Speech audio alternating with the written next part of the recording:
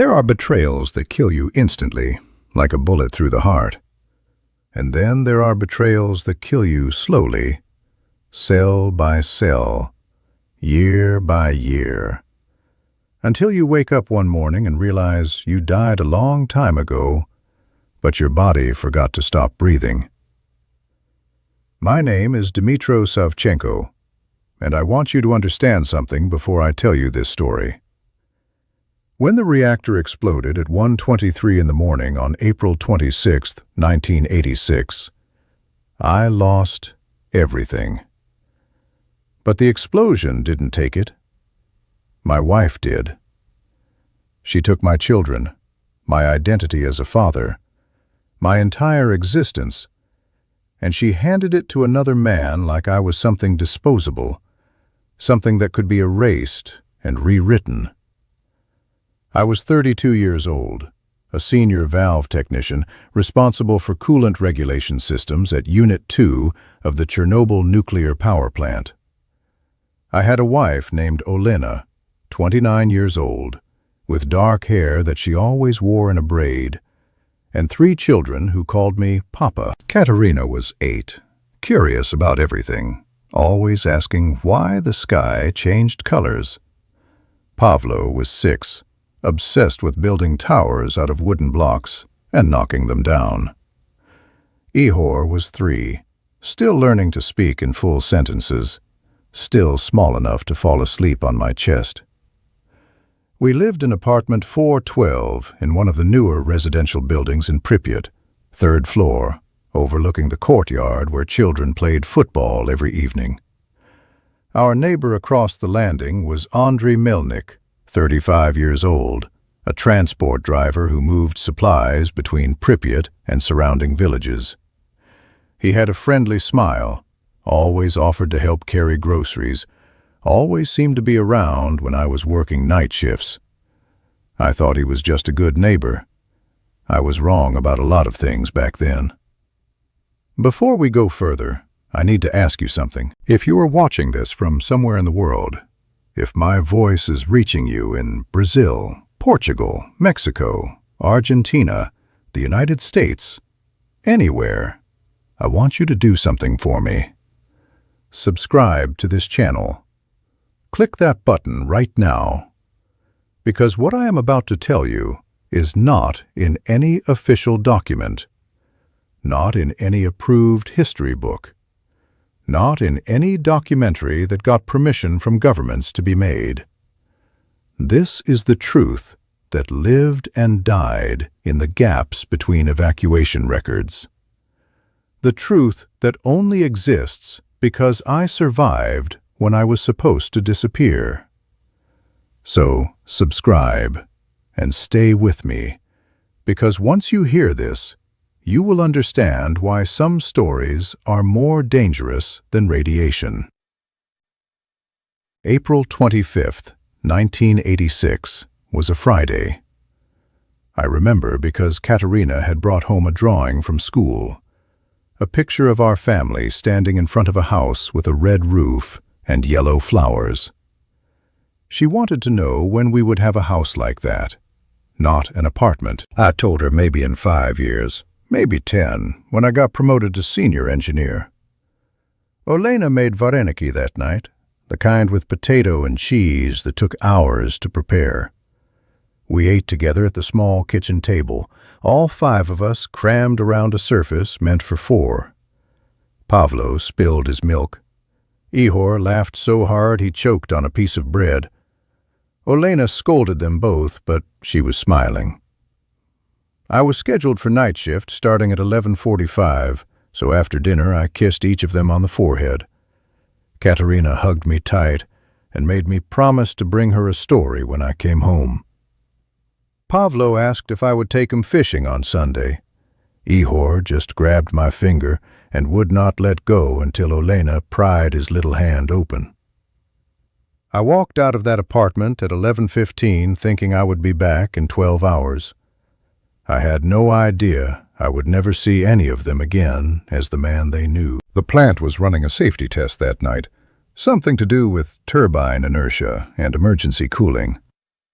I was not directly involved in the test itself. My job was to monitor coolant flow through secondary circuits and make sure valve pressure stayed within operational parameters. The control room for Unit 4 was separate from where I worked, but we could hear radio chatter. We could see technicians moving with unusual urgency. Anatoly Dyatlov, the deputy chief engineer, was supervising the test personally. Everyone knew Dyatlov. He was brilliant, demanding, and absolutely convinced that he knew better than the reactor design manuals. If you questioned him, he would destroy your career. So people stopped questioning. At around 1 in the morning, I noticed fluctuations in coolant pressure that did not make sense. I reported them to my shift supervisor, Boris Leonidovich Baranov, a 48-year-old veteran who had worked at nuclear plants since the 1960s. He looked at my readings and said, "Dmitro, if this is connected to that test they are running in 4, we are about to have a very bad night." He was right. 23 minutes later, the world ended. The sound was not like anything I can compare to something you have heard.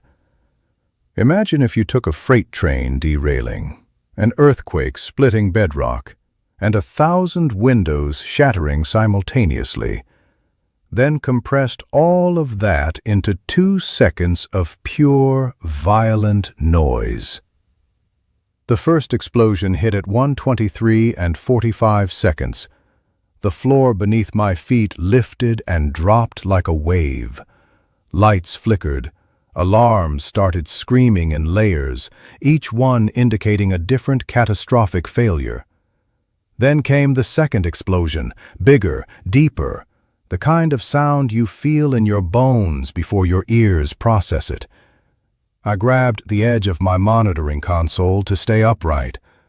Boris was already on the radio trying to get information from Unit 4. All he got back was static and someone screaming, "It is gone! The roof is gone!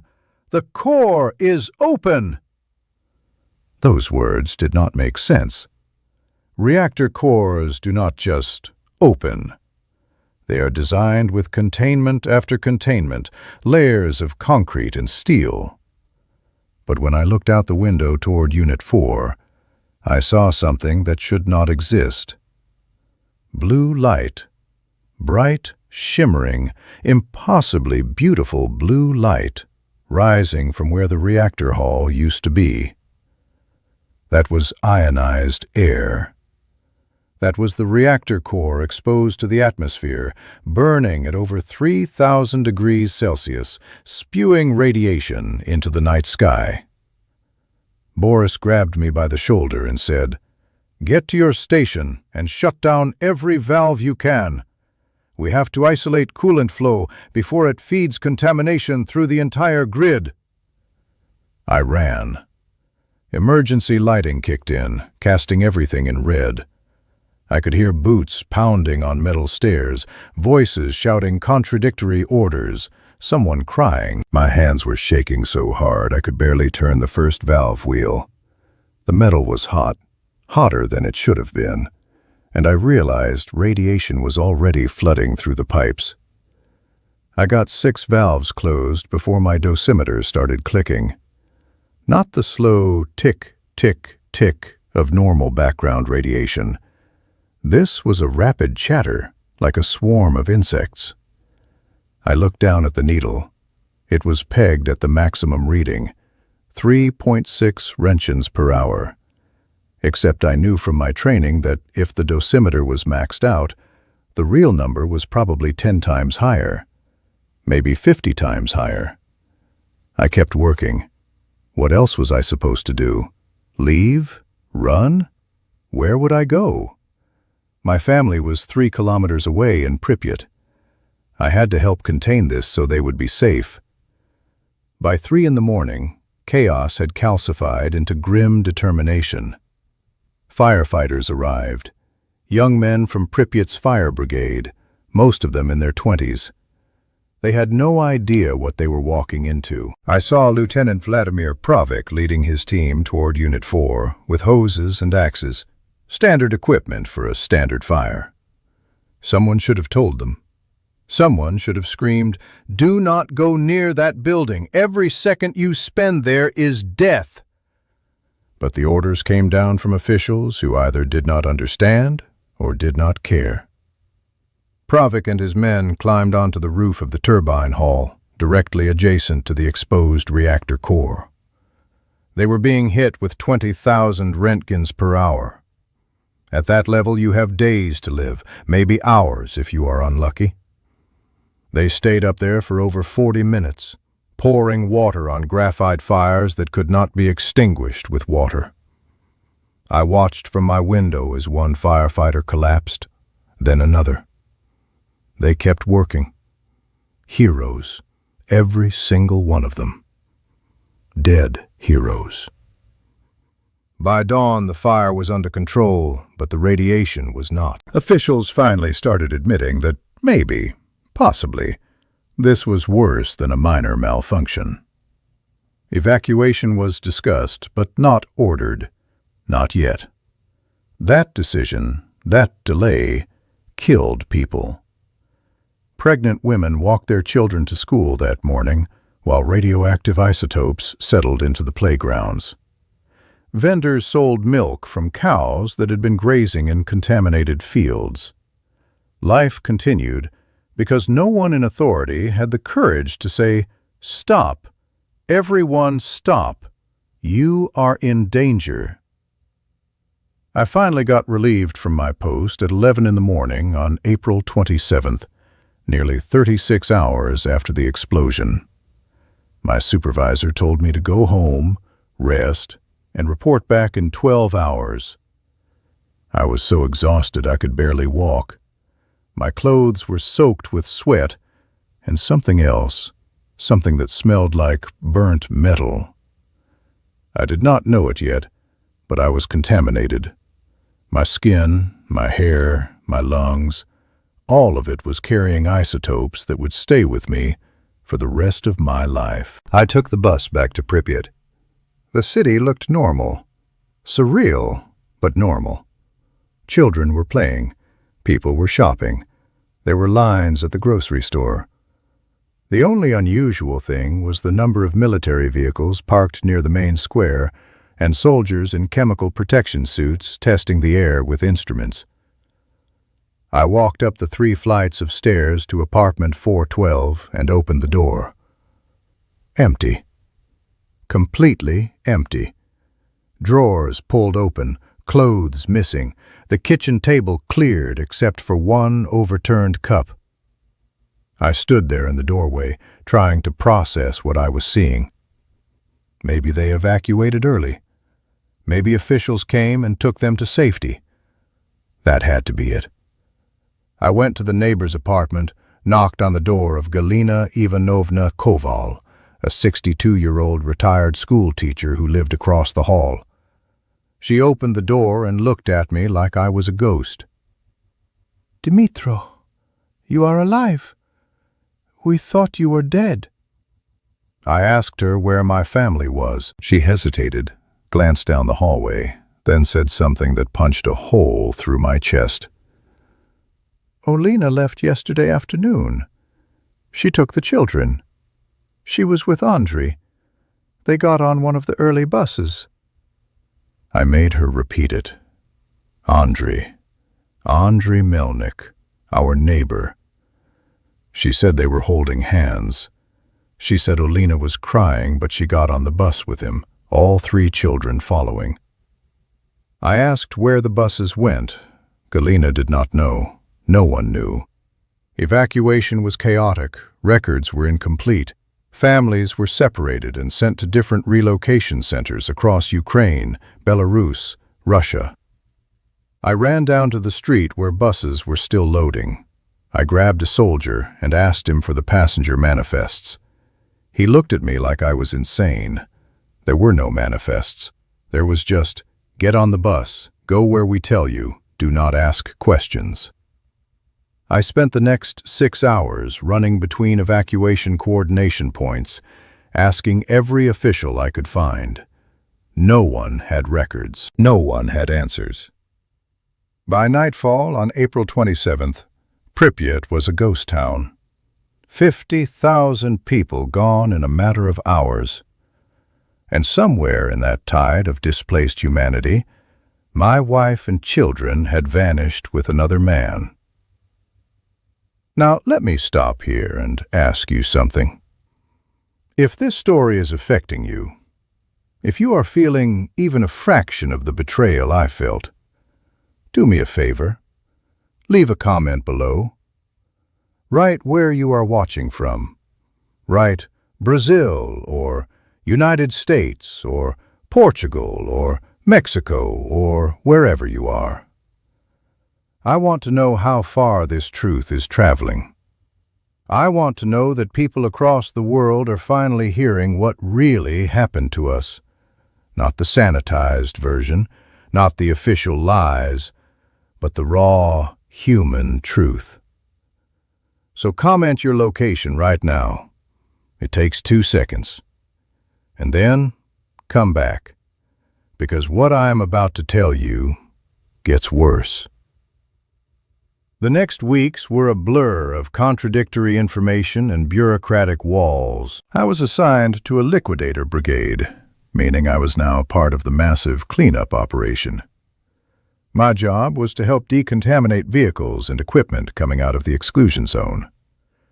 Every day I worked in protective gear that barely protected anything, surrounded by men who were just as confused and terrified as I was. At night, I made phone calls. I wrote letters. I traveled to relocation centers in Kyiv, Zhytomyr, Chernobyl, searching passenger lists that did not exist, asking officials who did not care.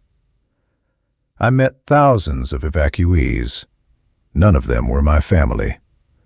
It was like they had been erased. Then I found someone who remembered. A woman named Irina Stepanivna Bondar, 41 years old, who had lived 2 buildings over from us in Pripyat. She was relocated to a temporary housing facility outside Kyiv. When I described Elena and the children, her face changed. She said, "Yes, I saw them. They were on a bus with a man, not you. I thought maybe he was your brother." I asked her where the bus went. She said it was supposed to go to a processing center in Evacuation, but she heard rumors that some buses were rerouted to smaller villages to avoid overcrowding. I went to Evacuation. No records.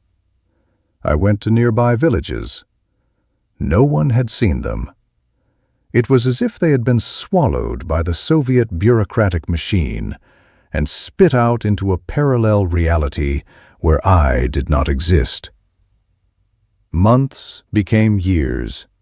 I got sicker. Radiation does not kill you all at once unless you take a massive dose. For people like me, it works slowly. My hair thinned. My gums bled.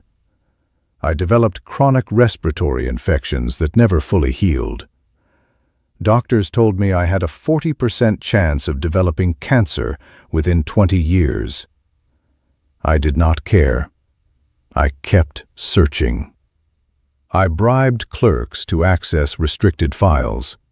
I contacted refugee organizations.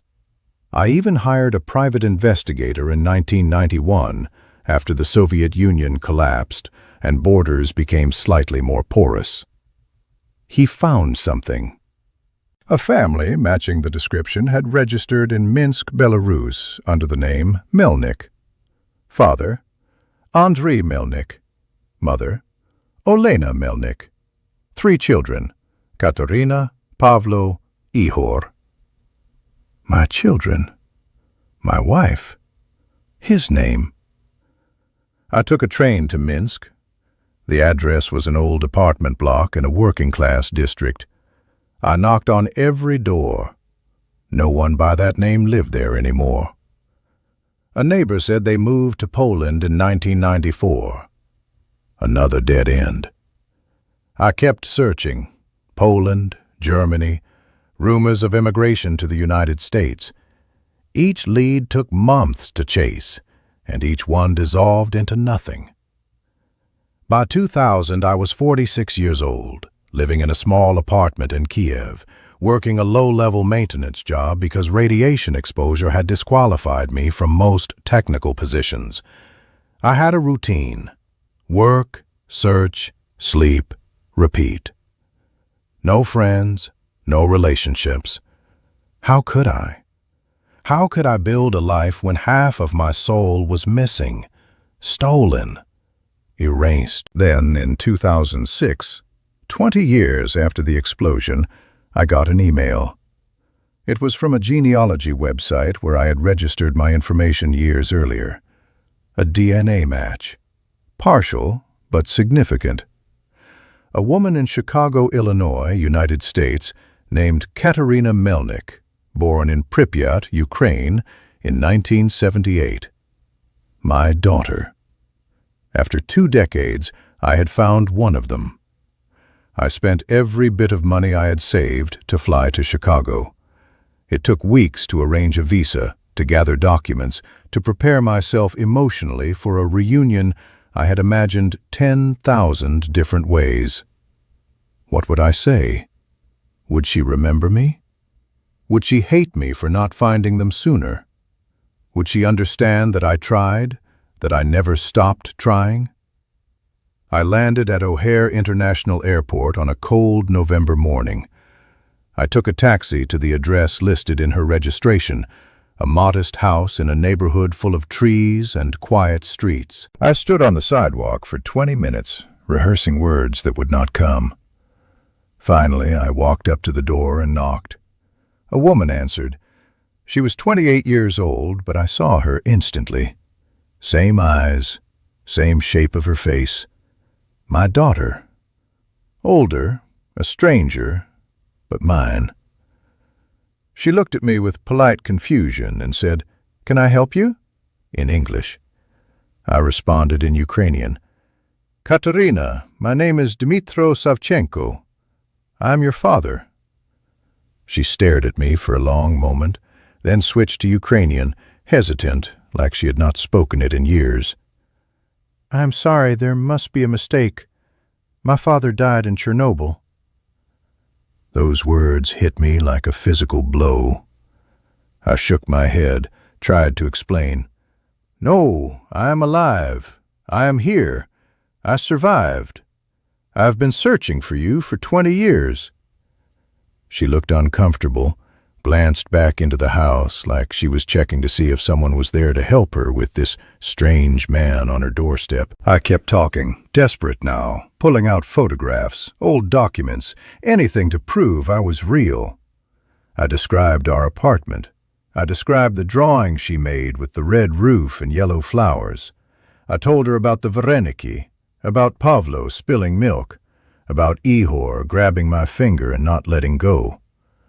She listened, and I saw something flicker in her eyes, maybe recognition, maybe just pity.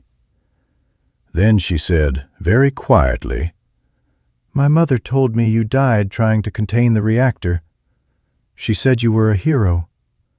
We had a small funeral. I remember it. I was 8. I was standing right in front of her, alive, breathing, and she was telling me about my own funeral. I asked her to let me explain, to give me 10 minutes, just 10 minutes to tell her what really happened. She hesitated, then stepped aside and let me into her house. It was warm, clean, filled with photographs of people I did not recognize. She offered me tea. We sat at her kitchen table, and I told her everything. The explosion, the chaos. Coming home to an empty apartment. Galina telling me about Olena leaving with Andrei. 20 years of searching. Every dead end. Every sleepless night. She listened without interrupting, her hands wrapped around her mug, her face unreadable. When I finished, there was a long silence. Then she said, "I do not remember you." Not, "I do not believe you," but, "I do not remember." That was somehow worse. I asked about Olena, about Pavlo and Ihor. She said her mother remarried a year after they settled in Belarus. The man she married was Andriy Melnik. He became their father. Legal adoption, name change, everything. Pavlo and Ihor grew up calling him Papa. She said they moved to Poland when she was 12, then to the United States when she was 16. Her mother passed away in 2003 from cancer, thyroid cancer, radiation-induced, no doubt. Andriy was still alive, living in Milwaukee. Pavlo lived in Seattle. Ihor was in Denver. She gave me their contact information, written on a piece of paper in careful handwriting, like she was doing a favor for a stranger. Before I continue, I need you to do something for me. If you are still here, if you have stayed with me through this pain, click the like button. I know it seems trivial compared to what I am telling you, but it matters. It tells the algorithm that this story needs to be seen. It tells YouTube that real human experiences matter more than manufactured drama. So hit that like button, subscribe if you have not already, and let me keep going, because we are not finished yet. Not even close. I left Katerina's house with a piece of paper and a hollow feeling in my chest. She hugged me before I left, a polite, distant hug, the kind you give to someone you feel sorry for, but do not really know.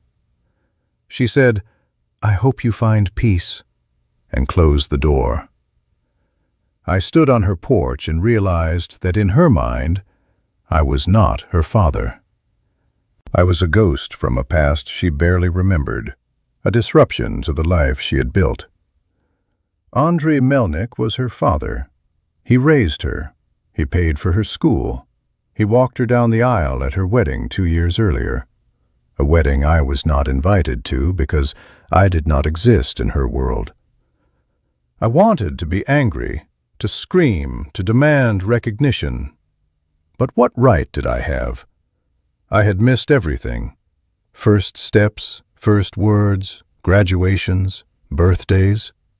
I was erased not by death, but by absence, and absence is a kind of death that leaves no body to mourn. I called Pavlo. It took 3 attempts before he answered. I told him who I was. There was a pause, then he said, "Katerina told me you might call." His voice was flat, guarded. I asked if we could meet. He said he was busy, maybe in a few months. I asked if he remembered me at all. Another pause. Then, "I remember a man who was never home. I remember my mother crying a lot. I remember Andrei being there when you were not."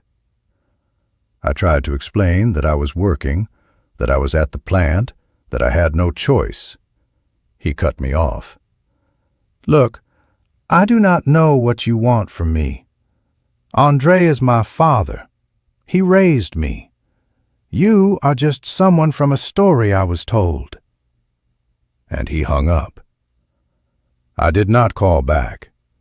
What would be the point? Ihor never returned my calls at all. I sent letters, emails, nothing. Eventually, I stopped trying. The years after that were the hardest, harder than the radiation sickness, harder than the search, because now I knew where they were, and it did not matter. I was alive, but in their story, I was dead. And maybe that was easier for them. Maybe believing I died heroically at Chernobyl was better than accepting that their mother lied, that she took them and built a new life with another man while I was still breathing, still searching, still hoping. I moved to the United States in 2010, settled in Boise, Idaho. I work part-time at a hardware store, I live alone. I have a cat named Alexander. I watch my grandchildren grow up on Facebook, children I will never meet, milestones I will never be part of. Katerina has 2 daughters. Pavlo has a son. Ihor has twins. They call Andrei Grandpa. They have no idea I exist. Let me tell you what radiation does to the human body, because I think it is important you understand. It does not just kill cells. It damages DNA. It creates mutations that cascade through generations.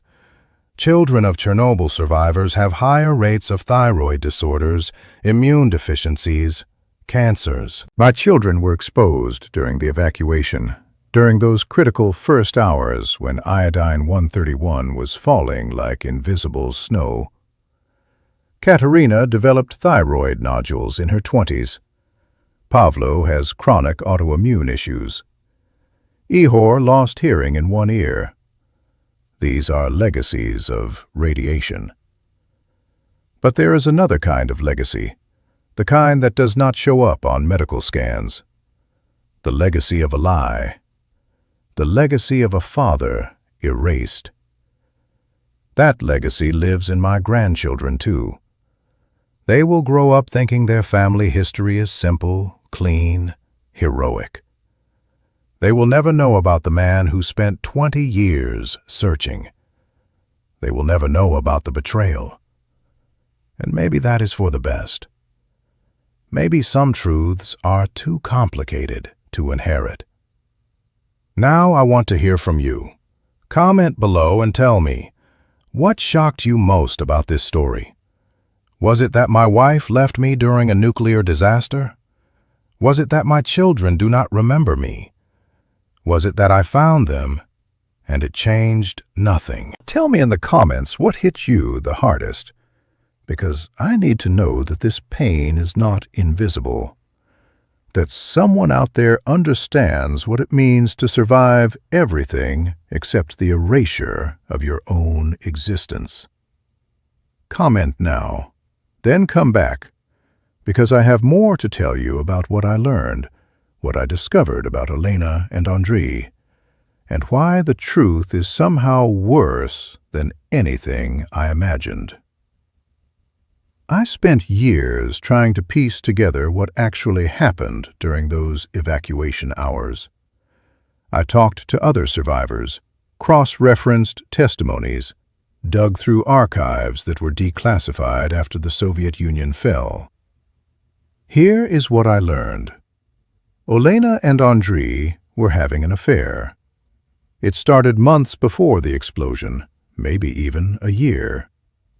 Neighbors suspected, but no one told me because I was always at work, always at the plant, always putting my career ahead of my family. Galina Ivanovna, the schoolteacher who told me they left together, later admitted she had seen them together multiple times when I was on night shift. Walking in the park, sitting close on a bench. She thought about telling me, but decided it was not her place. When the explosion happened and evacuation became inevitable, Olena saw an opportunity, not to escape radiation, to escape me. She took the children, got on a bus with Andrei, and disappeared into the chaos of a collapsing Soviet state where records were so fragmented that reinventing yourself was easier than you would think. They registered as a family in Minsk. Andrei claimed the children as his. Olena changed her last name. By the time I found the first trace of them in 1991, they had already been living as the Melnik family for 5 years. Legal documents supported their story. No one questioned it. Why would they? The Soviet Union was dissolving. Millions of people were displaced. Documents were lost. Identities were fluid. A nuclear disaster provided the perfect cover for a woman who wanted to erase her past and start over with a new man. And the worst part? I do not even think she did it out of malice. I think she did it out of fear and selfishness, and maybe even love. But not for me. For him. For the life she wanted instead of the life she had. I found a letter she wrote to her sister in 1992. The sister, Natalia Ivanivna Bondarenko, still lived in Ukraine. I contacted her in 2012, asked her about Elena. She was reluctant to talk, but eventually she sent me a scanned copy of the letter. In it, Elena wrote, "I know you will judge me, but I had to leave. Dmitro was never there. He loved his work more than he loved us. When the explosion happened, I thought he was dead. When I found out he might be alive, I had already started a new life. I could not go back. The children are happy. Andrei is a good father. Please do not tell anyone where we are." That letter destroyed me in a way radiation never could. Because it was not grief or trauma that made her leave. It was convenience. I was inconvenient. The disaster gave her permission to act on what she already wanted. But here is the thing about truth. It is not clean. It is not simple. Yes, Olena betrayed me. Yes, she lied to our children. Yes, she let me believe they were lost when they were simply hidden. But I also have to face my own failures. I was absent. Not physically dead, but emotionally unavailable. I worked 60, 70-hour weeks. I missed school plays. I missed birthdays. I came home exhausted and irritable. Olena begged me to ask for a transfer, to take a lower position with more family time. I refused. I told her I was building a future for us, that sacrifices now would pay off later. I was building a future that exploded at 1:23 in the morning on April 26, 1986. So yes, she is responsible for what she did. But I am responsible for the conditions that made her want to do it. That is the truth I have had to live with. The official death toll from Chernobyl is disputed. The Soviet Union said 31. Independent studies suggest anywhere from 4,000 to 93,000 when you account for long-term cancers and radiation-related illnesses. But there is another kind of death that does not get counted. The death of families, the death of identities, the death of futures that were supposed to happen. I was supposed to grow old with Olena. I was supposed to teach Pavlo how to fix a car engine. I was supposed to walk Katerina down the aisle. I was supposed to hold my grandchildren and tell them stories about their heritage. All of that died in the explosion, not because of radiation, but because of choices made in the chaos that followed. How many other families were shattered like mine? How many other men came home to empty apartments? How many other children grew up believing lies because the truth was too complicated or too painful? I met a man in 2015, another Chernobyl survivor, named Petro Alexandrovich Shevchenko, who was 68 at the time. He was a fireman, one of the first responders. He survived acute radiation syndrome. Barely.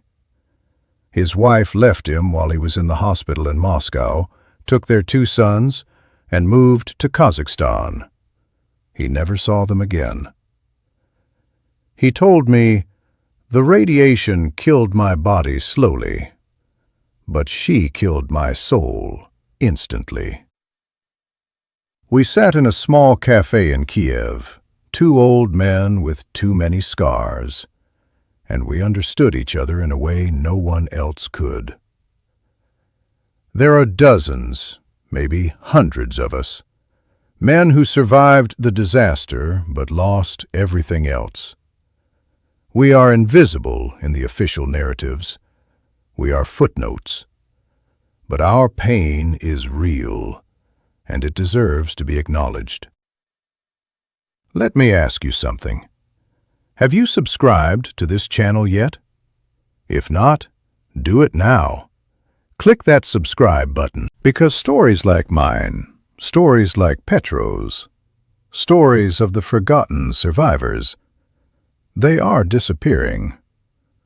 We are old. We are dying. And when the last of us is gone, who will tell the truth? Who will say what really happened? Not just in the reactor, but in the homes, in the families, in the hearts of people who survived everything except the betrayal of those they loved. So subscribe, help this story reach further, and then tell me in the comments, do you think Olena was wrong? Do you think I share the blame? Do you think my children should know the truth? I want to know what you think, because I have been carrying this alone for 40 years, and I need to know if anyone out there understands. I am 74 years old now. I have chronic obstructive pulmonary disease from radiation exposure. I have thyroid issues. I have lesions on my liver that may or may not be cancerous. Doctors tell me I have maybe 5 years left, maybe 10 if I am lucky. I do not fear death. I have been dying since 1986. What I fear is dying without my children knowing the truth. So last year I wrote letters, 3 letters, one to Katerina, one to Pavlo, one to Ihor. I told them everything, the affair, the evacuation, the 20 years of searching, the lies their mother told, the truth they deserve to know. I sent the letters. Katerina responded. She said, "I appreciate you sharing your perspective, but it does not change my life or how I feel. Andrei is my father. That will not change." Pavlo did not respond at all. Ihor sent a single line, "Please do not contact me again." So that is it. The truth did not set anyone free. It just confirmed what I already knew. I am a stranger to them, and I always will be. But I want you to understand something. This is not just my story. This is the story of Chernobyl that no one tells. The human cost beyond the radiation, the marriages that collapsed, the children who grew up without parents, the parents who searched for children, the lies that became official truths because it was easier than facing reality. The Soviet government lied about the explosion. They lied about the radiation levels. They lied about the evacuations. And in those lies, individual people found space to lie to each other, to themselves, to their children. Olena lied to our children about me. Andrei accepted that lie and built a life on it. My children believed the lie because it was simpler than the truth. And I, for 20 years, believed the lie that finding them would fix everything. None of us were honest, not really. And that dishonesty, that refusal to face painful truths, is as much a part of Chernobyl's legacy as the exclusion zone. There is a phrase in Ukrainian, "Pravda boli," which means truth hurts. But there is another phrase, "Pravda vyzvolняє," which means truth liberates. I have spent my life searching for truth, and all it has done is hurt. It has not liberated me. It has not brought my family back. It has not healed anything. So maybe truth is overrated. Maybe some lies are merciful. Maybe my children are better off believing their father died a hero than knowing their father was erased by their mother's selfishness and their own forgotten memories. Maybe I should have let the lie stand. But I could not. Because if I did, then what was the point of surviving? What was the point of 40 years of pain if I did not at least try to reclaim my existence, to say, I was here, I am here, I matter? I want to end this part by asking you to do something for me. Share this video. Send it to someone. Post it on social media. Because this story is not just about me. It is about every person who has been erased, forgotten, replaced. It is about the children of disasters who grow up not knowing the full truth. It is about the cost of lies and the weight of truths no one wants to hear. So share it and comment. Tell me your thoughts. Tell me if you have ever felt erased. Tell me if you have ever been lied to by someone you loved. Tell me if you think I should have fought harder or let go sooner. I want to hear from you because your voice, your engagement, your acknowledgement means that I existed, that this happened, that it mattered. So comment, like, subscribe, share, and come back for the final part where I will tell you what I learned about forgiveness, about legacy, and about the one thing I still have that no one can take from me. I need to tell you about the wedding photograph. It is the only physical object I have left from my life before Chernobyl, and it sits on my desk in a cheap frame I bought at a drugstore in Boise. The photograph was taken on June 14, 1975, outside the registry office in Pripyat. Olena is wearing a simple white dress that her mother sewed by hand, holding a bouquet of wildflowers we picked that morning because we could not afford roses. I am wearing my only suit, navy blue, slightly too big in the shoulders. We are both smiling, genuinely happy, untouched by radiation or betrayal, or the decades of pain that would follow. I look at that photograph sometimes and try to remember what it felt like to be that man, to believe in a future that made sense, to trust that the woman standing next to you would be there when your world collapsed. I cannot remember. That man is as dead as the people buried in those lead coffins in Moscow.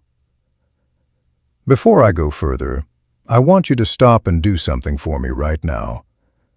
Go to the comments section and write one word: remember.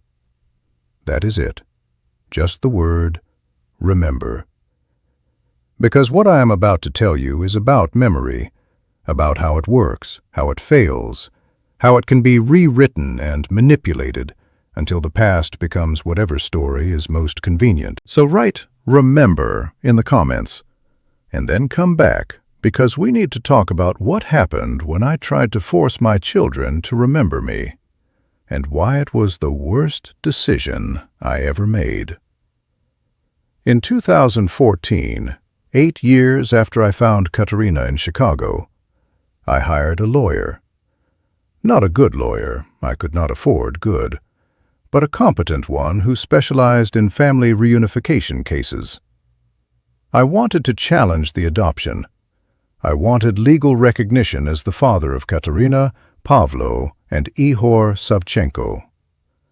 My lawyer, a woman named Jennifer Martinez, looked at me across her desk and said, "Mr. Savchenko, I need you to understand something. Even if we prove you are their biological father, which we can with DNA testing, we cannot undo 30 years of legal parenthood. Andriy Melnik adopted them legally in 1987. You were declared dead in absentia by Soviet authorities in 1990. Legally, you did not exist. You still barely exist. These are American citizens now. They have lives, families, careers.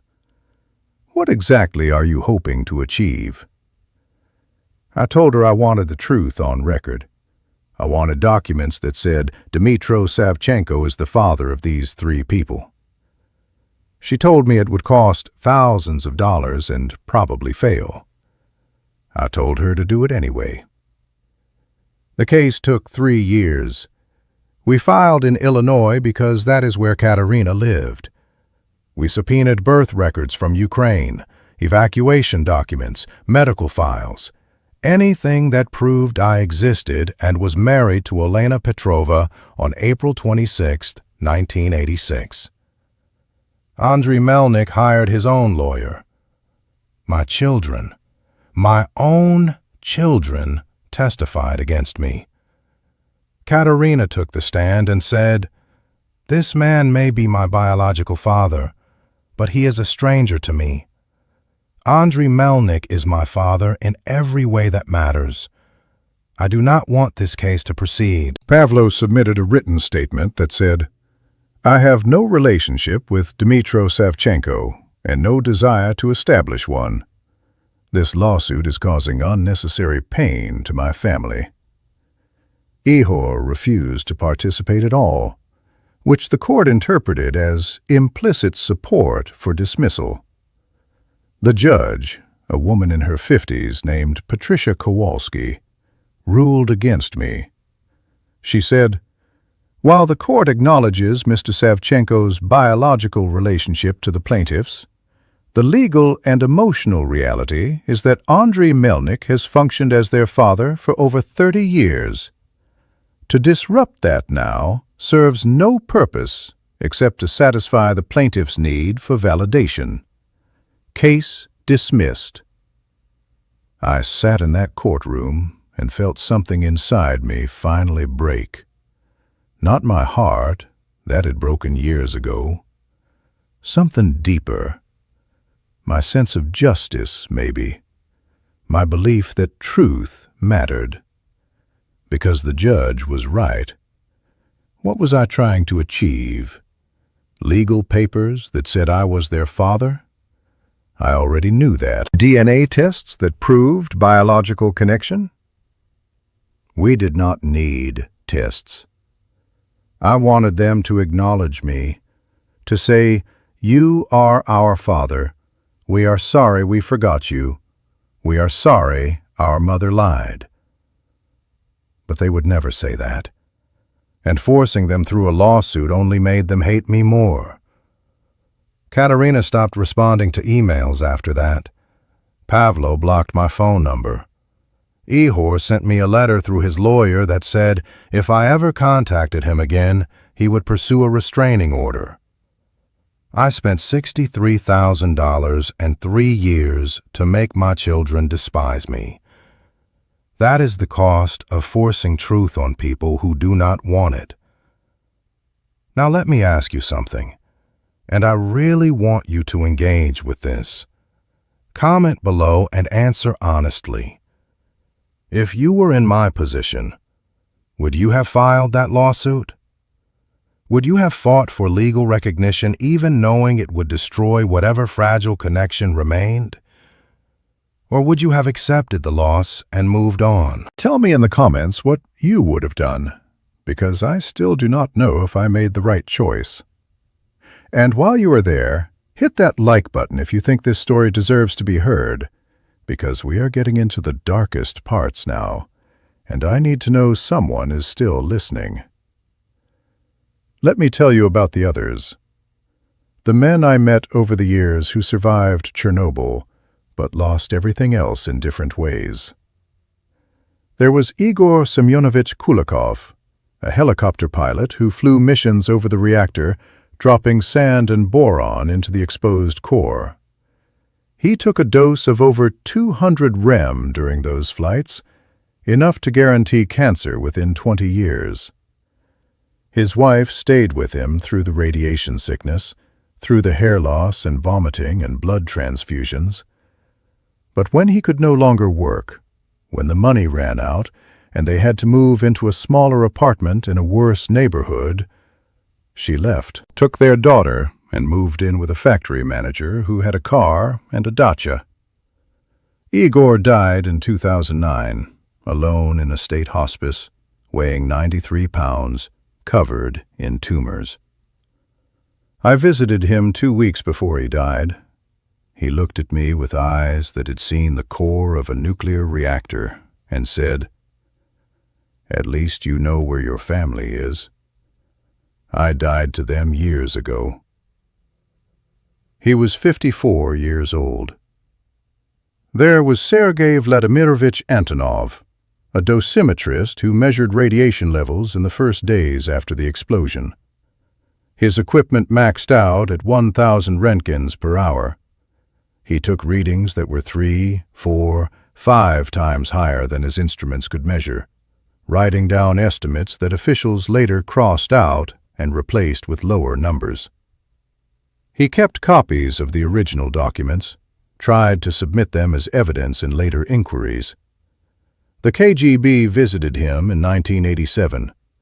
They suggested he destroy the documents and forget what he saw.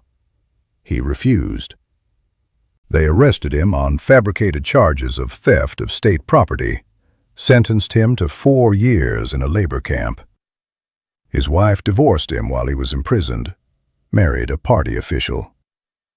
When Sergei got out in 1991, the Soviet Union was collapsing, and no one cared about his documents anymore. He lives in Kiev now, in a one-room apartment filled with boxes of papers no one will ever read. He is 71 years old. We have coffee sometimes and do not talk about our families. There was Leonid Anatolovich Telyatnikov, the chief of the fire brigade, one of the true heroes who actually contained the graphite fires and prevented the disaster from becoming even worse. He survived acute radiation syndrome, received awards, was recognized officially.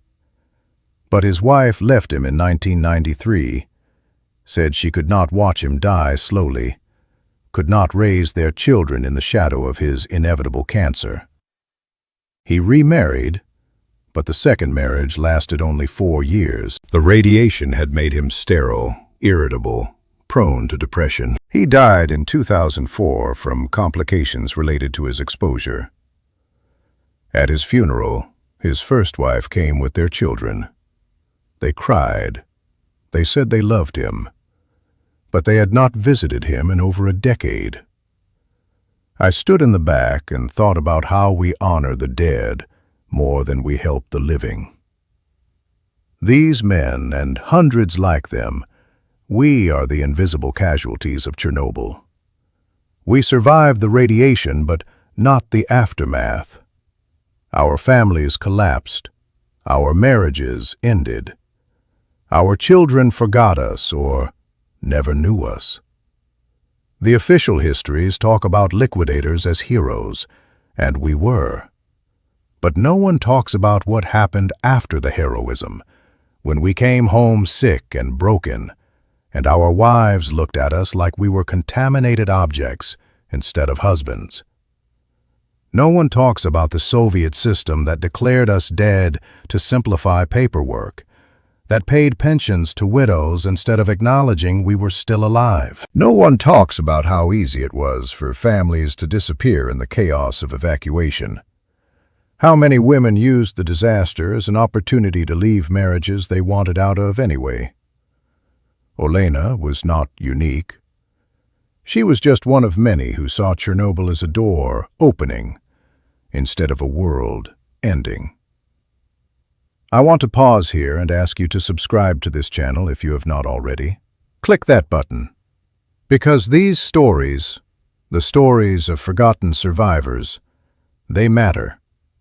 They are part of the true history of Chernobyl, the human history that does not fit into neat documentaries or official reports.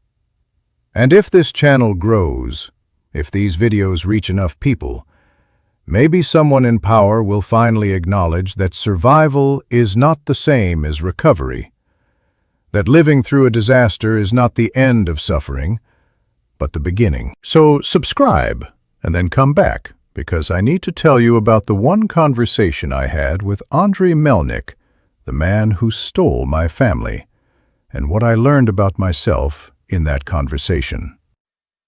I found Andrei in 2016. He was still living in Milwaukee, in a neighborhood of small houses with tidy lawns. I flew there without telling anyone, without planning what I would say. I just needed to see him, to confront the man who had taken everything from me. I knocked on his door on a Tuesday afternoon. He answered, and I recognized him immediately, even though he was 65 years old, gray-haired, and thinner than I remembered. He looked at me, and I saw recognition in his eyes too. He said my name, Dmitro, not as a question, but as a statement of fact. I asked if we could talk. He looked back into his house, then stepped outside and closed the door behind him. We stood on his porch, two old men who had once been neighbors, and I asked him the question that had haunted me for 30 years. Why? He was quiet for a long time. Then he said, "She loved me. She had loved me for a long time before the explosion. You were never there, Dmitro. You were always at the plant, always working. The children barely knew you. When the evacuation happened, when everything was chaos and she thought you were dead, I offered her a way out. Not just from Pripyat, from the marriage. I did not force her. She chose." I asked him if he knew I was alive. He said, "By the time we found out, months later, we had already started a new life. She made me promise not to tell anyone where we were. She said you would try to take the children back, that it would traumatize them. I loved her, so I agreed. And I loved those children. I raised them as my own. I do not regret that."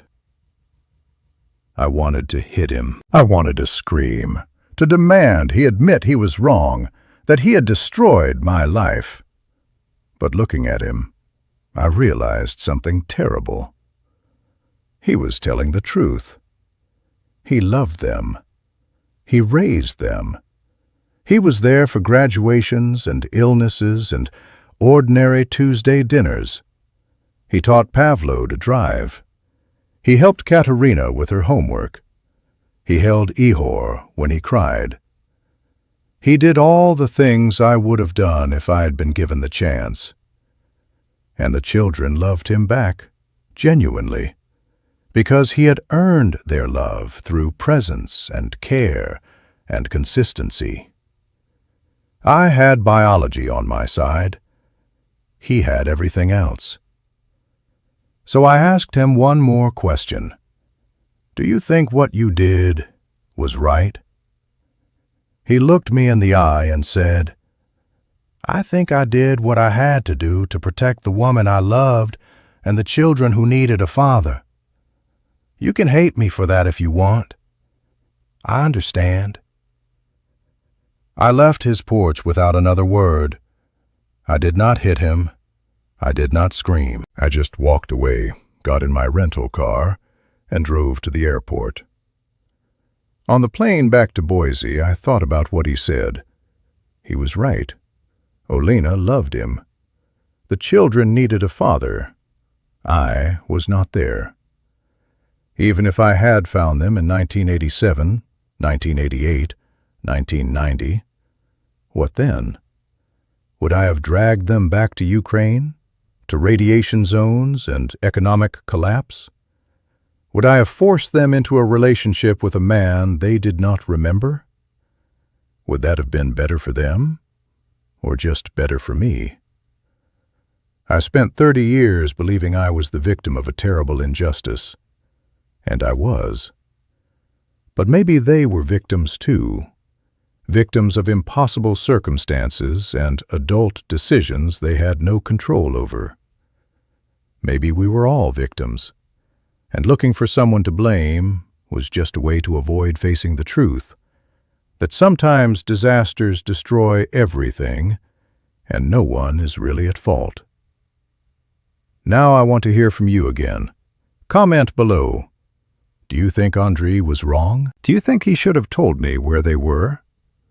Do you think he stole my family? Or do you think he saved them from a broken man who could not have given them a stable life? I genuinely want to know what you think, because I have been wrestling with this question for 10 years, and I still do not have an answer. And while you are commenting, make sure you have liked this video and subscribed to the channel, because we are almost at the end, and what I am about to tell you in the next part is the only thing that has kept me alive these past few years. Let me tell you what radiation really does, not just to the body but to the soul.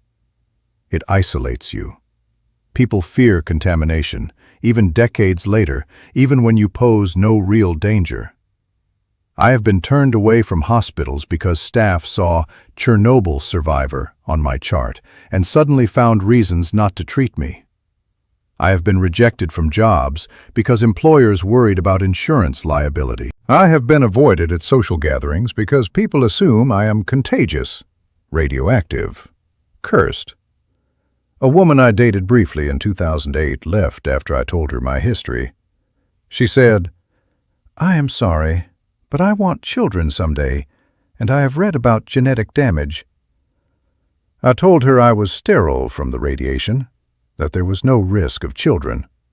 She said, "That is not the point. The point is, you are marked.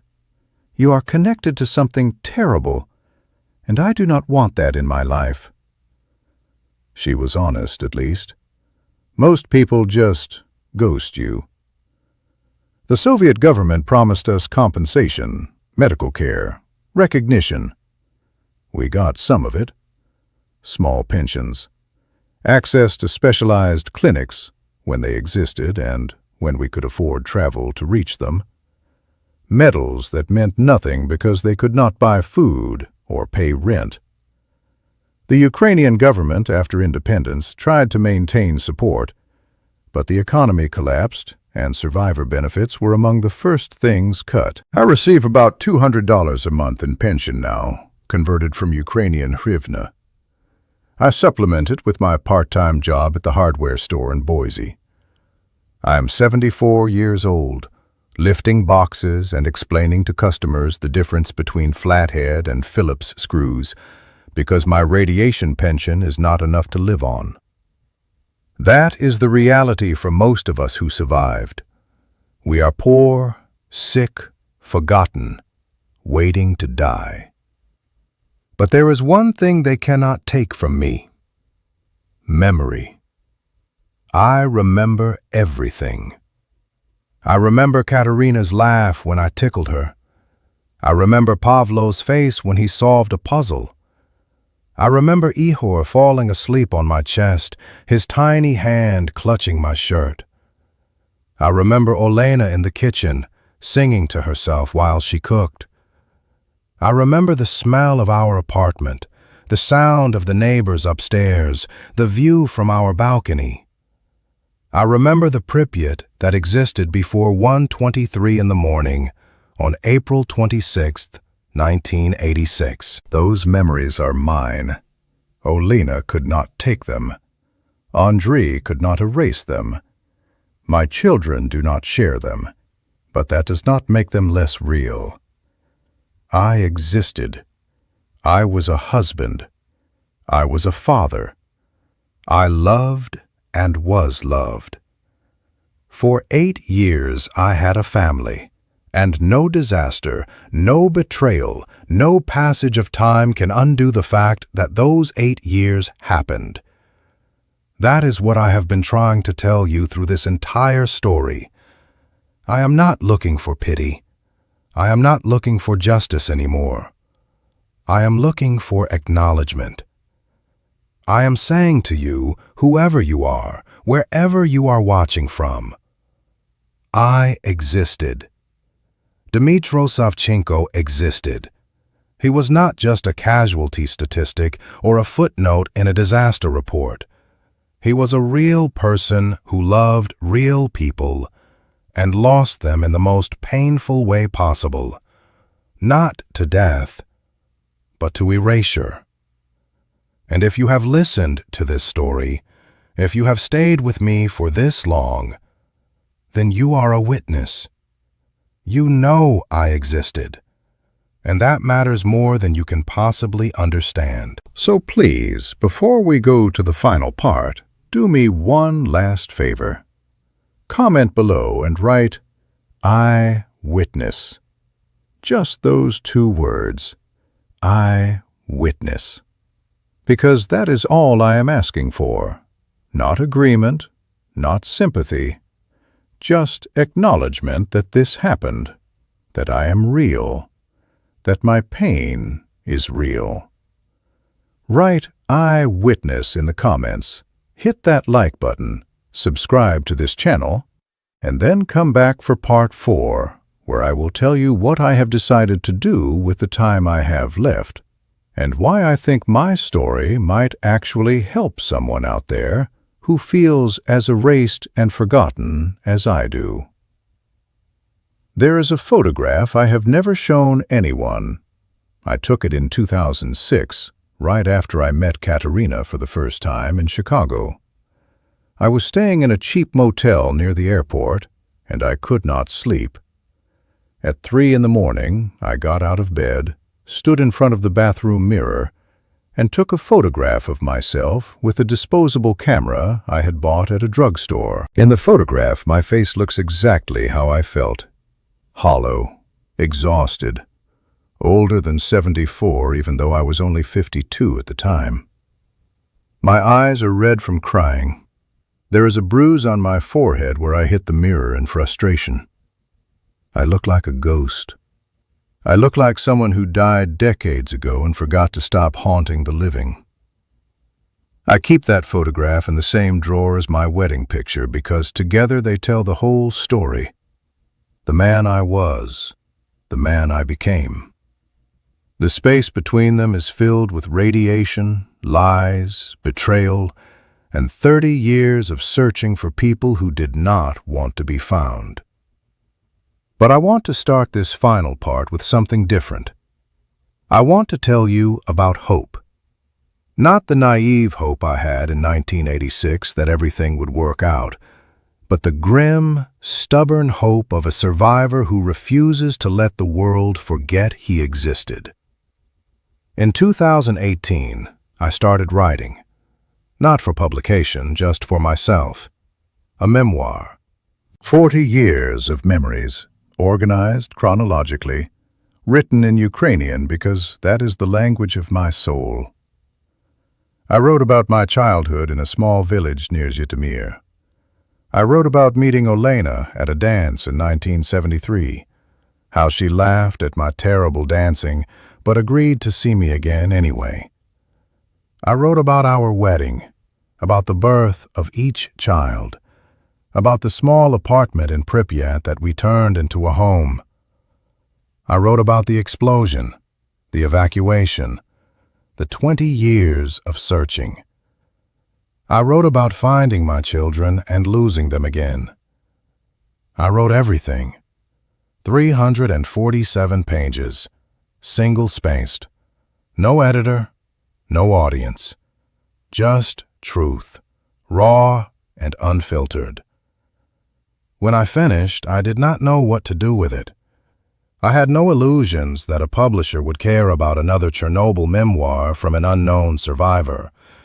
There are hundreds of those, thousands maybe, most of them untranslated and unread. But I needed the manuscript to exist somewhere outside my apartment, somewhere that would outlast me. So I did 2 things.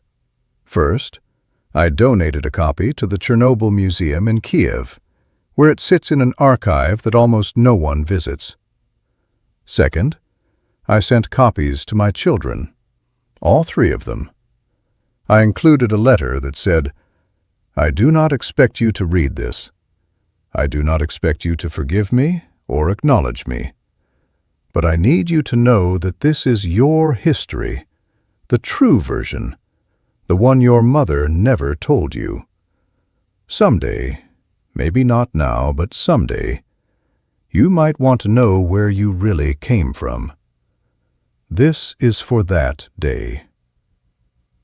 Katerina returned her copy unopened. Pavlo never responded. Ihor's copy came back with a note written by his wife. "Please stop contacting our family. You are causing distress." I was not surprised, but I was not deterred either. Before I continue, I need to ask you something important. Have you subscribed to this channel yet? If not, stop right now and click that subscribe button. Here is why it matters. I am 74 years old. I have chronic obstructive pulmonary disease. I have lesions on my liver. I have thyroid nodules. My doctors have stopped talking about long-term treatment plans and started talking about palliative care. I have maybe 2 years left, maybe 5 if I am lucky. When I die, this story dies with me, unless people like you help keep it alive. So subscribe, share this video. Make sure that when I am gone, there is still a record somewhere that says Dmytro Savchenko existed, that his story mattered. Do it now, then come back, because I am about to tell you the most important thing I have learned in 40 years of suffering. In 2020, during the COVID pandemic, something unexpected happened. Ihor's wife died. Not from COVID, from a car accident. Ihor was devastated, suddenly alone with 2 teenage children and no idea how to manage. His mother-in-law was too old to help. His friends had their own families. He was drowning. And in that desperation, he did something he had sworn he would never do. He called me. It was a short call. He said, "I do not know why I am calling you. I do not even know who you are. But my wife is dead, my kids are falling apart, and I have no one else to ask. Do you have any advice?" I could have said so many things. I could have reminded him that I was his father, that I had been trying to reach him for decades, that he had rejected me over and over. But I did not. I just said, "Be present. Even when it hurts, even when you do not know what to do, just be there. That is all they need." There was a long silence. Then he said, "Thank you," and hung up. I did not hear from him again for 6 months. Then I got an email, short, formal. "The advice you gave me helped. The kids are doing better. I am doing better. I am not ready to call you my father, and I may never be. But I wanted you to know that you helped when I needed it." That email is the most precious thing I own. Not because it represents reconciliation, we are nowhere near that, but because it represents contact, acknowledgement. For the first time in 34 years, my son asked me for something, and I was able to give it. That is more than I ever hoped for. I want to stop here and talk directly to anyone watching who has lost a family member, not to death, but to estrangement. Maybe your parents disowned you.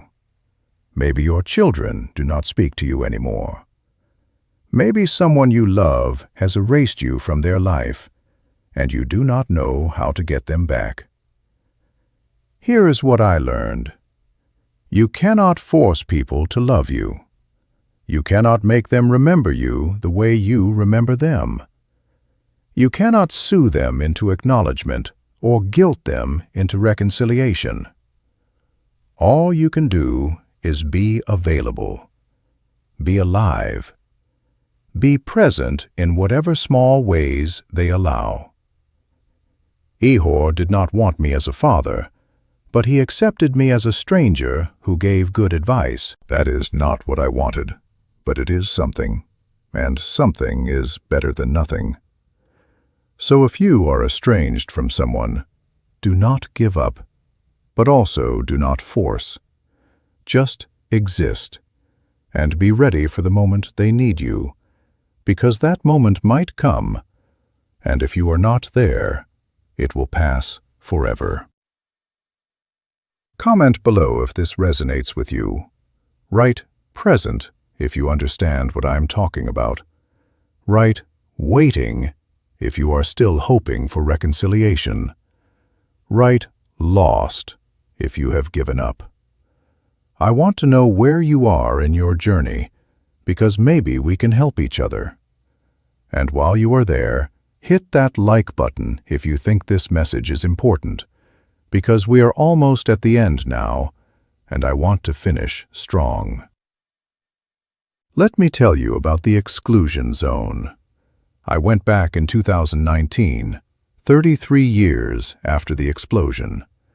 It is a tourist attraction now, can you believe that? You pay money, sign a waiver, and they take you on a bus through the contaminated areas. You can see the abandoned buildings of Pripyat, the rusting Ferris wheel that never opened, the school with gas masks scattered on the floor. It is grotesque in a way, turning our suffering into entertainment.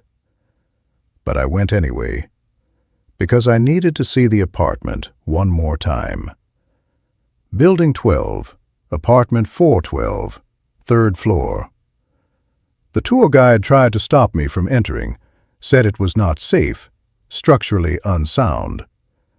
I went in anyway. What were they going to do? Arrest a dying old man? The apartment was exactly as I remembered, and nothing like it. The walls were covered in mold and graffiti. The floor was littered with debris, broken glass, fragments of furniture. But the layout was the same. I could see where our kitchen table had been. I could see the corner where Pavlo built his block towers.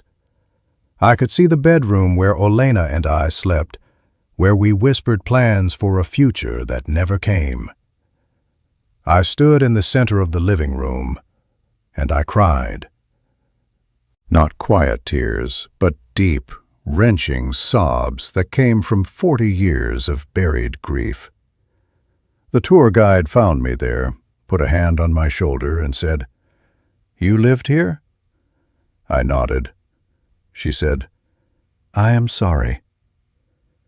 Those 2 words from a stranger meant more than anything my children had ever said to me.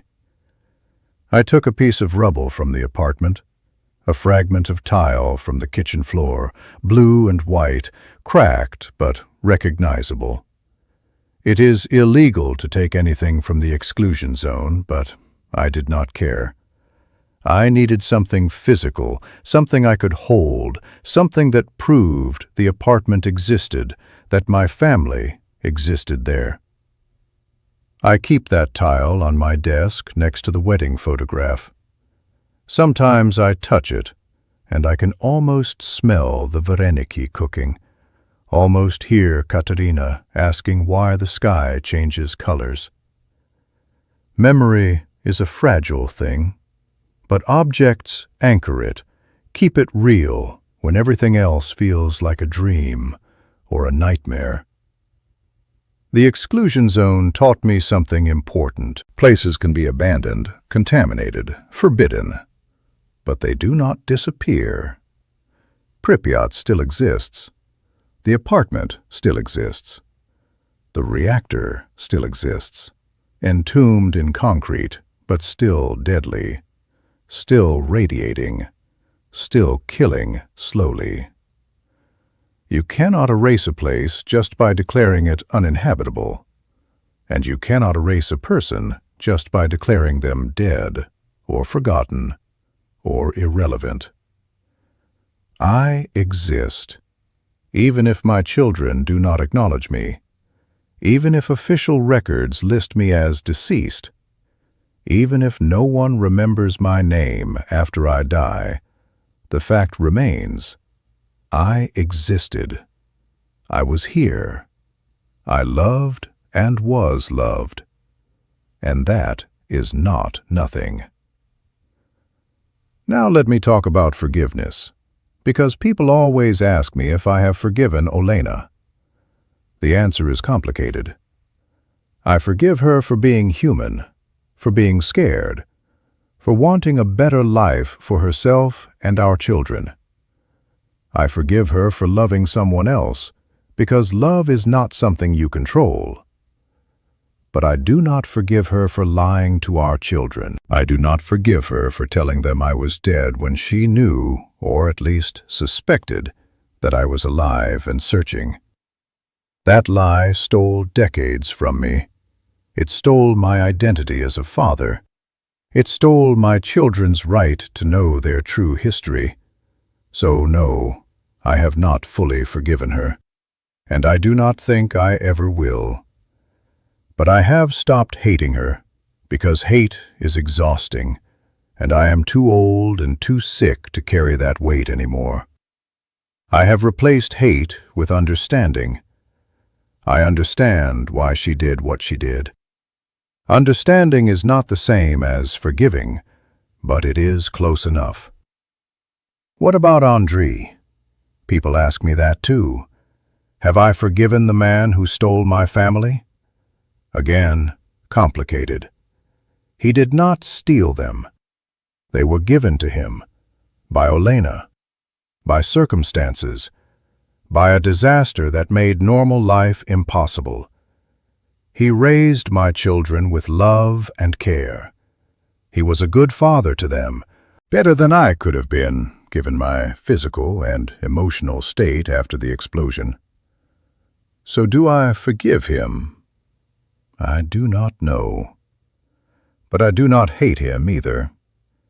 He was a man who loved a woman and accepted the responsibilities that came with that love. I cannot fault him for that, even though it destroyed me. The only person I have not forgiven is myself. I was absent. I prioritized work over family. I ignored warning signs in my marriage. I was too proud to ask for a transfer, too ambitious to settle for less than senior engineer. If I had been home more, if I had been more attentive, maybe Olena would not have fallen in love with Andrei. Maybe my children would have known me well enough to remember me. Maybe when the evacuation happened, they would have waited for me instead of leaving with another man. I carry that guilt every day. It is heavier than radiation, more persistent than cancer, and I do not know how to put it down. But here is the thing about guilt. It can destroy you, or it can teach you. I have chosen to let it teach me. I volunteer now 3 days a week at a refugee resettlement center in Boise. I help families who have been displaced by war, disaster, political persecution. I help them navigate paperwork, find housing, enroll their children in school. I do not tell them my story unless they ask, but many of them sense that I understand what it means to lose everything. A Syrian man once said to me, "You have the eyes of someone who has lost a country." He was right. Pripyat was my country. My family was my country. And I lost both in one night. So I help others rebuild what they lost, because I cannot rebuild my own life. But maybe I can help them rebuild theirs. That is my penance. That is my purpose. I need you to do something for me right now. If this story has moved you in any way, if you feel even a fraction of what I have felt, leave a comment. Tell me what you are thinking. Tell me what you are feeling. Tell me if you have ever lost something you could not get back. I want to know that I am not alone in this, that someone out there understands. And please, subscribe to this channel, like this video, share it with someone who needs to hear it. Because when I am gone, this video will be all that is left of me. My children will not remember me. My grandchildren will never know me. But maybe you will. Maybe you will remember that there was a man named Dmytro Savchenko who survived a nuclear disaster but could not survive the loss of his family, and who spent his last years trying to make sure no one else felt as forgotten as he did. Let me end with this. I am not afraid of dying. I have been dying since April 26, 1986. What I am afraid of is dying without purpose, without meaning, without leaving something behind that says, I was here, I mattered, my life meant something. This video is that something. You, watching this right now, you are that something. By listening to my story, by engaging with it, by remembering it, you are giving my life meaning.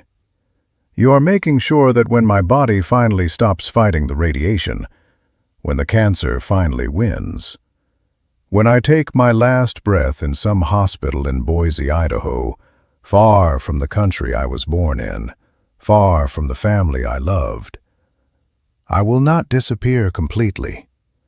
I will exist in your memory. And that is enough. That has to be enough. So thank you. Thank you for watching. Thank you for listening. Thank you for witnessing. You have given me something my own children could not or would not give. Acknowledgement. And for that, I am grateful.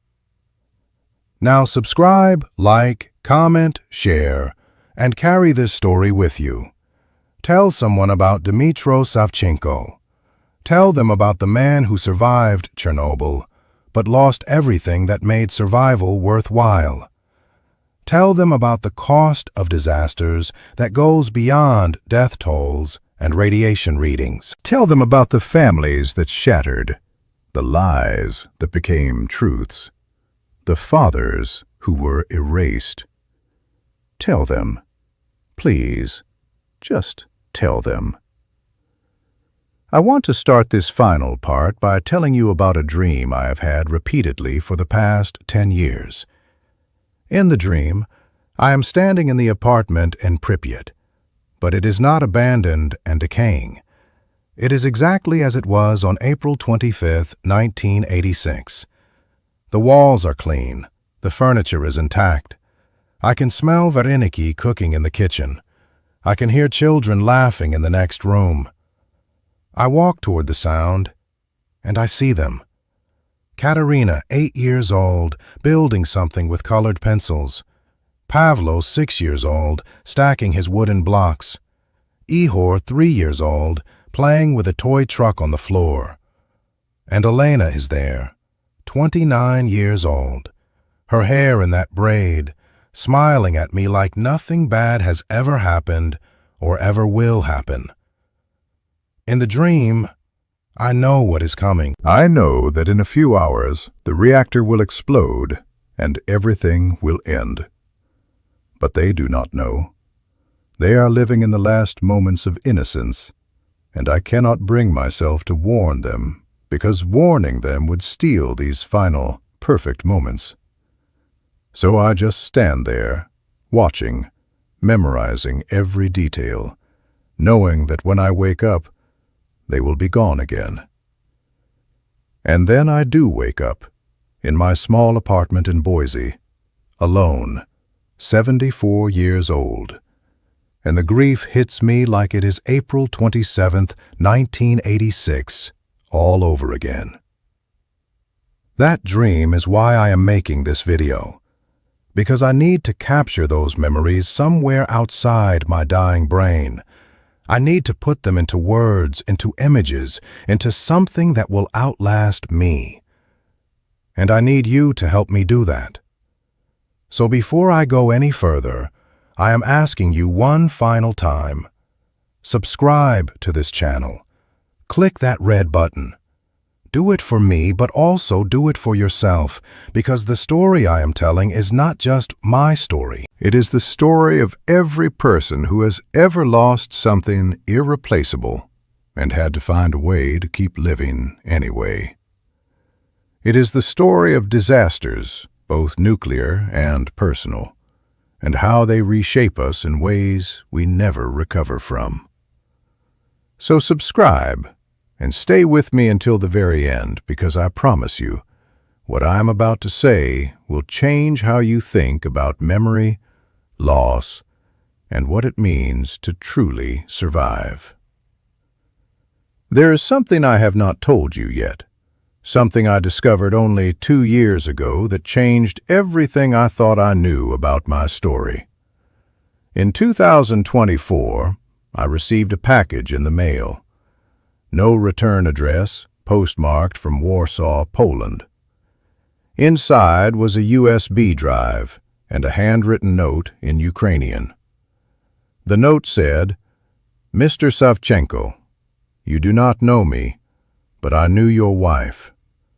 My name is Father Anatoly Yurievich Kravchenko, and I was the priest who heard Olena's final confession before she died in 2003. She made me promise to find you after her death and give you this recording. It took me 21 years, but I have kept my promise. May God have mercy on all of us." I sat at my kitchen table staring at that USB drive for 3 hours before I had the courage to plug it into my computer.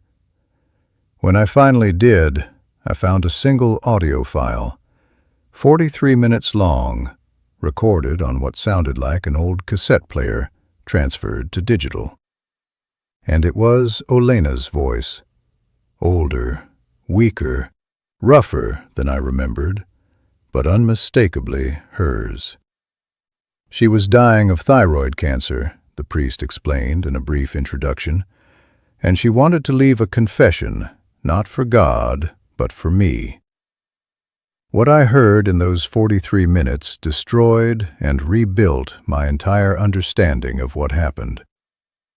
Olena started by saying my name. "Dmitro, if you are hearing this, it means I am dead, and Father Anatoly managed to find you. I do not know if you are alive. I do not know if you ever tried to find us. I do not know if you hate me, or if you have forgotten me. But I need to tell you the truth before I die, because I cannot face God with this lie still between us." She paused, and I could hear her breathing, labored and painful. Then she continued, "You were right. I left with Andrei. I took the children. I let you believe we were lost in the evacuation when I knew exactly where we were. I let the children believe you were dead when I knew, or at least suspected, that you might be alive. I did all of this, and I need you to understand why. Not so you will forgive me, because I do not deserve forgiveness, but so you will understand that I was not trying to hurt you. I was trying to save them." She explained that in the weeks before the explosion, she had discovered she was pregnant again. 4 months pregnant. She had not told me yet because I was so focused on work, on the upcoming safety tests, on my career. She was planning to tell me after the tests were finished. But then the explosion happened, and everything changed. She was in the apartment with the children when she felt the building shake, when she heard the distant boom, when she saw the strange blue light in the sky. Neighbors started panicking. Rumors spread. Someone said the reactor had exploded. Someone else said it was just a fire. No one knew what to do. And then Andrei came to the apartment. He had been driving supply trucks near the plant and had seen the damage firsthand. He told her the truth. The reactor core was exposed. Radiation was pouring into the air, and everyone in Pripyat was being poisoned with every breath. He said evacuation was coming, but it might be too late. He offered to help her and the children get out immediately, before official channels, before the chaos. And she agreed. So here is my final message, the lesson I want to leave with you. Disasters, whether nuclear or personal, do not just destroy the present. They destroy the future. They erase possibilities. They kill dreams. The explosion at Chernobyl killed 31 people immediately.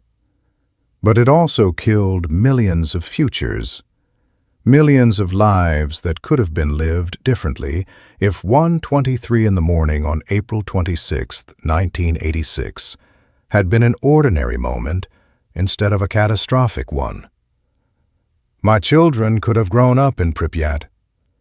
I could have been a grandfather who told stories in Ukrainian instead of a stranger who sends Facebook messages in broken English. Olena could have lived past 51. Our fourth daughter could have survived. Those futures were stolen from us by decisions made long before the explosion. Decisions about reactor design and safety protocols and political priorities. And the lesson is this: the decisions we make today about nuclear safety, about climate change, about war and peace and how we treat each other, those decisions are creating or destroying futures we will never see. We have a responsibility to the people who do not exist yet, to the children who will inherit whatever world we leave behind. We have a responsibility to tell the truth, to demand accountability, to refuse to accept that disasters are inevitable. They are not. They are the result of choices, and we can choose differently. If you take nothing else from this story, take this. Do not wait for disaster to tell the people you love that you love them. Do not prioritize work or ambition or pride over presence. Do not assume you will have time later to fix what is broken now, because sometimes there is no later.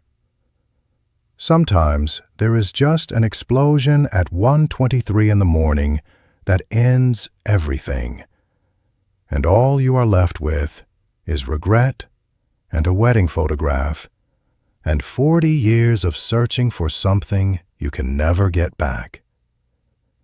Live now. Love now.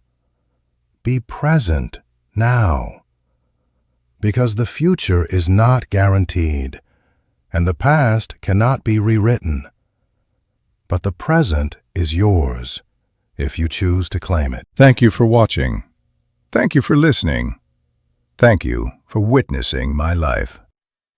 Subscribe, like, comment, share, and remember Dmytro Savchenko. Remember Chernobyl. Remember that behind every statistic, every death toll, every disaster report, there are real human beings with real families and real losses and real stories that deserve to be heard. My story is ending, but yours continues.